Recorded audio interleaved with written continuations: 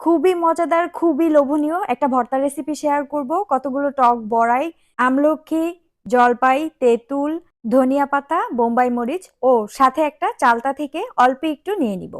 এখন এই ছেঁচুনির মধ্যে সবকিছু খুব ভালো মতো ধুয়ে পরিষ্কার করে একে একে ছেঁচে নিতে হবে। সবকিছু যত ভালো মতো ছেঁচে নিবেন খেতে ততই ভালো লাগবে। আমলকিগুলো যখন দিবেন অবশ্যই বিচিটা ভিতর থেকে বের করে নিতে হবে।